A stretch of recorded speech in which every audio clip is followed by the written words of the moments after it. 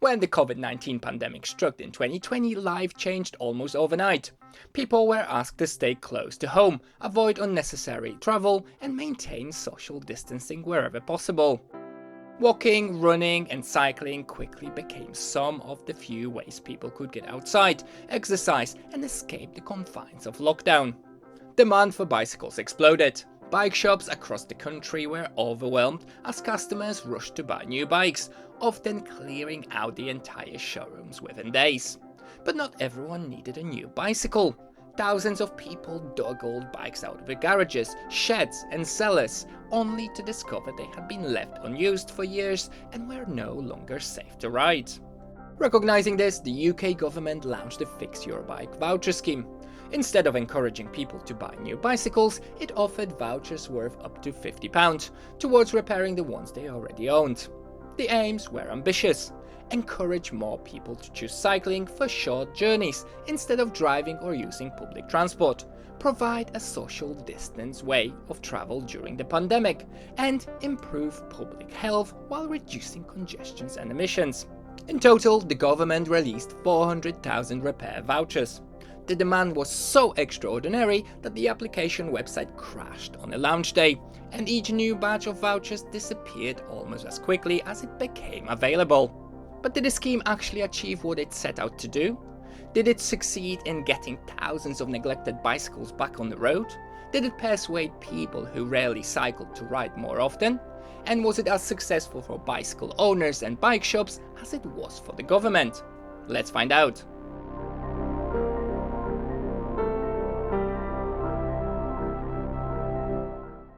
In early 2020, the COVID-19 pandemic brought daily life to a standstill. To slow the spread of the virus, strict restrictions were introduced across the UK. People were asked to stay at home wherever possible, work remotely if they could, and avoid unnecessary contact with others. Public transport presented a particular challenge.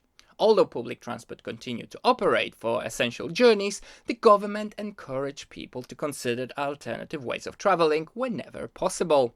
At the same time, daily exercise became one of the few reasons people were allowed to leave homes during lockdown. Walking, running, and cycling became hugely popular, not only as a way to stay physically active, but also as an opportunity to spend time outdoors. Cycling offered several advantages. It naturally allowed people to maintain social distancing, provided an affordable means of transport, reduced reliance on public transport, and helped people stay active during an exceptionally challenging period. The sudden surge in demand caught the cycling industry by surprise. Bike shops experienced unprecedented demand for new bicycles, often selling out of popular models within days. Global supply chains were struggling, making replacement stock difficult to obtain. As a result, many people turned their attention to bicycles they already owned. Old bikes were pulled out of sheds, garages, and cellars. But after years of neglect, many needed servicing or repairs before they could be ridden safely. The government recognized that repairing these unused bicycles could be one of the quickest and most cost-effective ways of getting more people cycling. Following a similar incentive introduced in France in the spring of 2020, the Fix Your Bike scheme officially launched in England in July 2020.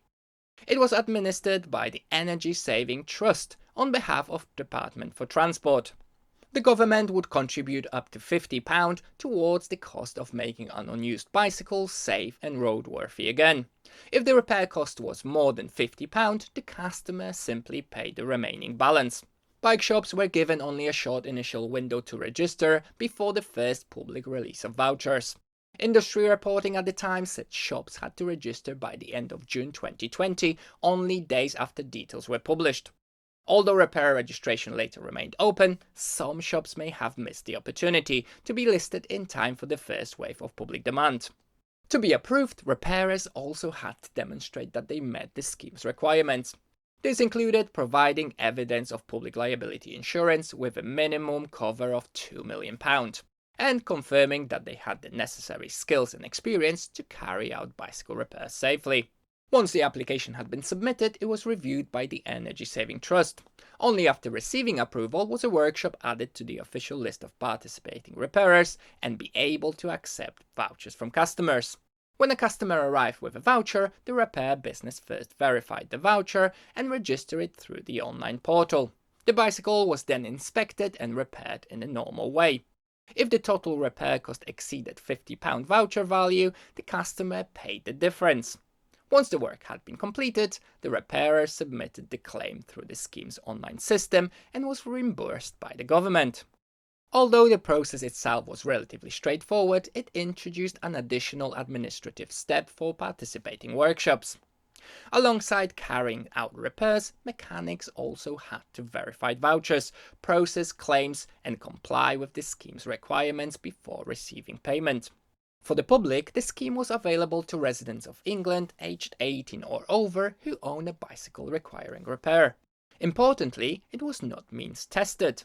Applicants were not asked about their income or financial circumstances, and there was no priority for key workers or people who depended on cycling for transport. Instead, vouchers were allocated on a first-come, first-served basis whenever a new batch became available. During the early stages of the scheme, households could claim up to 2 vouchers, provided they were used on different bicycles. This was later changed to 1 voucher per person. The voucher could be used towards the labour and replacement parts needed to make bicycles safe and roadworthy. Typical eligible repairs included replacing tyres and inner tubes, repairing or replacing brake components, replacing one transmission component such as chains and cassettes, wheel repairs, repairs to permanently fitted lighting systems, and replacing other essential components that prevented the safe use of the bicycle.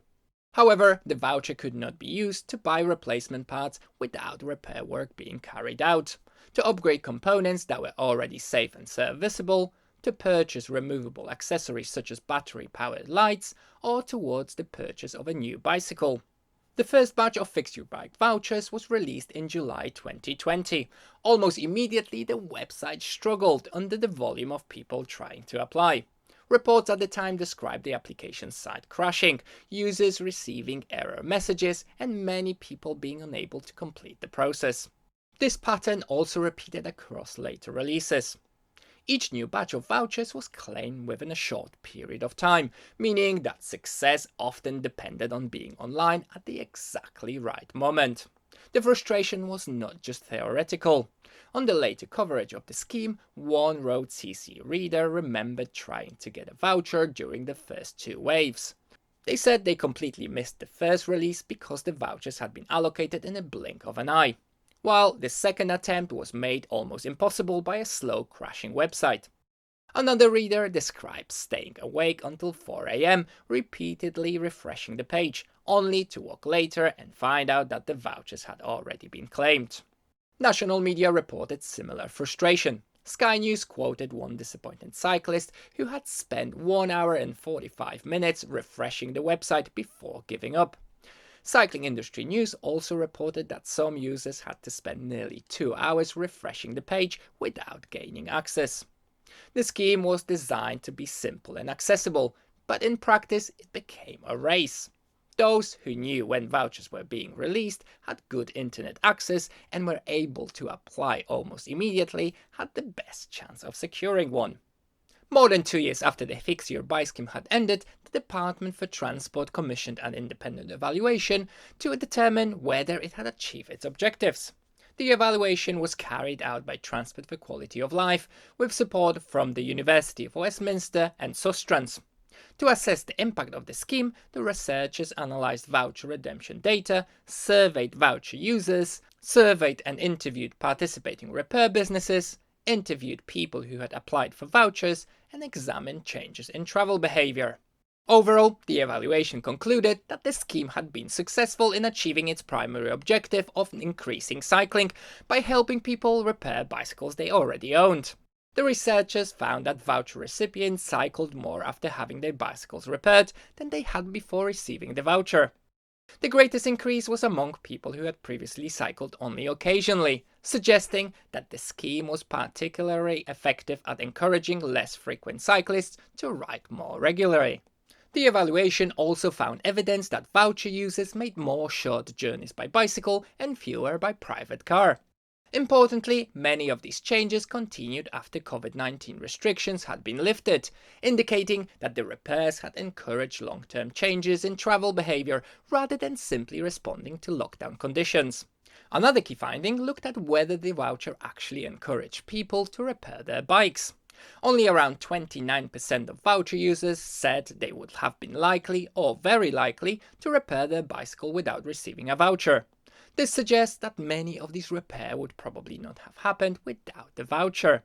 Overall satisfaction with the scheme was high. Many participants said the voucher had enabled them to return an unused bicycle to a safe, rideable condition and encouraged them to cycle more frequently.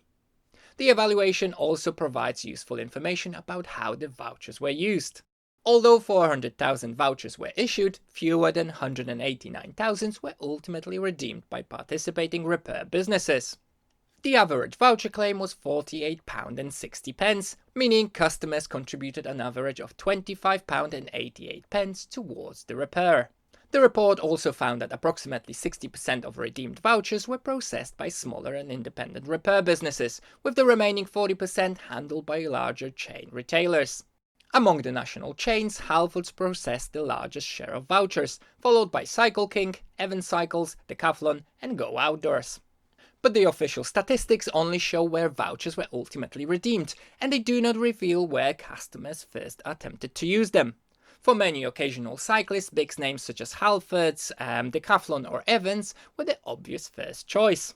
Only once those retailers became fully booked, many voucher holders had to look elsewhere, often contacting several independent shops before finding availability. So without that information, it is difficult to conclude how the distributions of vouchers might have looked if the largest retailers had been able to accept every customer who approached them. While the evaluation concluded that the scheme had been successful overall, it also identified several lessons that could improve similar programs in the future. One recommendation was to make better use of vouchers that were never redeemed. Rather than allowing unused vouchers simply to expire, future schemes could relocate them to other applicants waiting for support. The report also found that applicants would benefit from clearer information before applying. Many customers understood the voucher as a promise that their bicycle would be fixed for free, but in reality the £50 voucher was only a contribution towards the repair. When a bike needed more work than £50 could pay for, some customers became frustrated. They wanted the shop to repair only what the voucher covered, even if the bicycle still would not be safe or reliable to ride. For bike shops, this created a difficult situation. Either they had to absorb the additional cost by providing extra labor or replacement parts at little or no profit to make the bicycle safe to ride, or they had to refuse the job if the bike could not be made roadworthy within the voucher value. In some cases, accepting vouchers became less attractive than carrying out normal repairs, especially when workshops were already extremely busy. The scheme may have helped many people, but for some repairers it also created extra pressure, unrealistic expectations, and difficult conversations with customers. The researchers also recommended engaging with the cycle industry earlier. Giving repair businesses more time before a scheme launched would allow them to register, prepare staffing, organize stock, and plan workshops capacity before vouchers become available to the public. Further recommendations included providing clearer guidance on which repairs and services were eligible under the scheme, and considering whether high-value vouchers might be appropriate for specialist bicycles such as e-bikes, where repair costs are often significantly higher. Finally, although the scheme was open to all eligible applicants, the evaluation suggested that the future programs could benefit from more targeted promotion to reach a broader cross-section of society, particularly people living in more deprived areas. Later research by Sostrans built on this point. It concluded that the Fix Your Bike scheme had been taken up disproportionately by people in more affluent groups, suggesting that future bicycle repair voucher programs intended to support lower-income households should be more carefully targeted. Looking back, it is difficult to argue that the Fix Your Bike scheme was anything other than a success in achieving its main objective. It encouraged thousands of people to repair bicycles that might otherwise have remained unused, and helped many of them cycle more often, even after the pandemic restrictions had ended.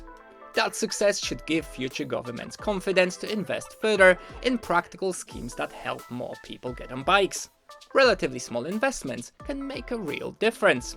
At the same time, the scheme showed how difficult it is to design a public program that works well for everyone involved. The challenge now is not simply to repeat the same idea, but to learn from what did not work and improve it. Future repair voucher schemes could build on these lessons through clearer communication, earlier engagement with repair businesses, better targeting and fairer allocation process. Done well, they could be even more successful.